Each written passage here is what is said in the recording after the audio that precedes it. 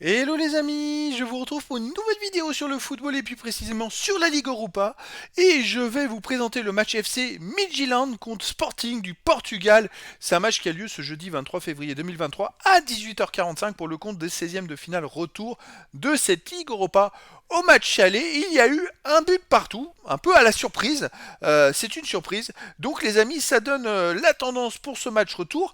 Donc tout est possible entre ces deux rencontres, entre ces deux équipes.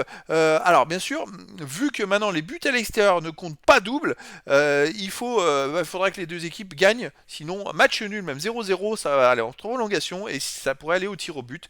Donc voilà les amis, je vais revenir sur le classement de ces deux équipes dans leur groupe respectif pour en arriver jusque-là à ce niveau-là de la compétition. On va voir aussi les meilleurs buteurs de ces deux équipes. On verra également les 10 derniers résultats toutes compétitions confondues, ce qui nous permettra de définir la forme du moment surtout, et les compos d'équipe probable possible avec la tactique éventuelle, même si ça peut changer d'ici le début de la rencontre, ça nous permettra d'avoir une idée et une tendance à ce match. Alors c'est parti. Midtjylland était donc en Ligue Europa ou dans le groupe F, ils ont fini deuxième dans un groupe assez extraordinaire où les 4 équipes ont fini premier ex-aequo avec 8 points. Eux, ils étaient deuxième avec 8 points en 6 matchs, 2 victoires, 2 nuls, 2 défaites, 12 buts pour, 8 contre, plus 4 de goal average.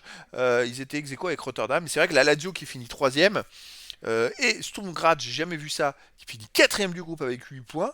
Ils doivent être un peu dégoûtés quand même, hein. De son côté, Sporting du Portugal était en Ligue des Champions, ils ont fini troisième de leur groupe avec 7 points en 6 matchs, 2 victoires, 1 nul, 3 défaites, 8 buts pour, 9 contre, moins 1 de goal average. Ils étaient troisième derrière Tottenham et l'Eintracht Francfort. Voilà, ça s'est pas joué à grand chose et ils ont fini troisième juste devant Marseille.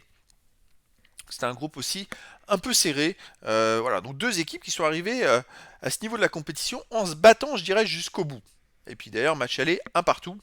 Ça reflète un peu l'état d'esprit. Alors, pour les meilleurs buteurs, Ligue des Champions et passeur Ligue des Champions, voilà, c'est surtout Ligue des Champions, mais Ligue Europa.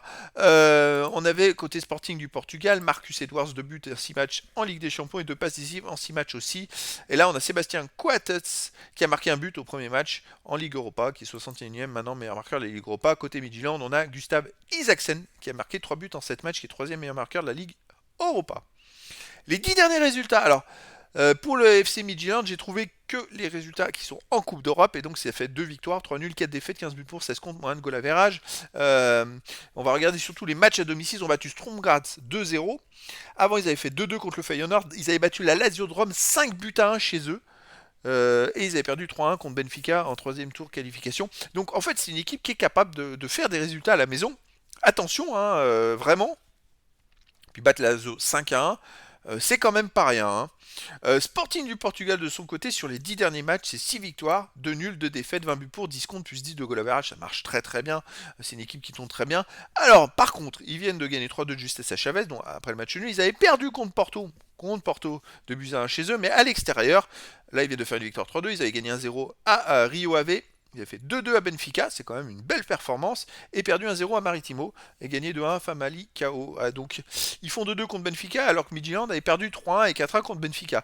Et pourtant, Midtjylland a réussi à faire un partout au match aller au Sporting du Portugal. Alors attention, alors que Midtjylland est capable de faire des gros scores chez eux, comme le match 5-1 contre la Lazio, c'est vrai que tout est possible dans cette rencontre. Les compos d'équipe possibles. Alors pour Midtjylland, gardien Le Sol, défense Anderson, Dalsgaard, Kartenman, Paulinho, milieu de terrain, Gigovic, Sorensen, Olson, attaquant Isaksen, Heiselberg, Biskov, c'est du 4-3-3. Côté Sporting du Portugal, gardien Adam, défense Saint-Just, Coates, Matthews, Rice, milieu de terrain, Esgaio, Morita, Ugarte, Nuno Santos, attaquant, Edwards, Pedro Gonçalves et Paulinho. Alors là, c'est par contre du 3-4-3. Alors on a du 4-3-3 contre du 3-4-3. Des tactiques qui sont pas trop différentes. Si ce n'est que le Sporting du Portugal va peut-être essayer de jouer beaucoup plus la contre-attaque. Et je sais pas, Midtjylland, est-ce qu'ils vont vouloir garder la balle? En tout cas, tout est possible, les amis, dans cette rencontre. Et je vous donne rendez-vous ce jeudi 23 février 2023 à 18h45 pour le 16e de finale retour de la Ligue Europa. Le FC Midtjylland reçoit le Sporting du Portugal. Voilà, les amis, je vous dis à très bientôt pour une nouvelle vidéo.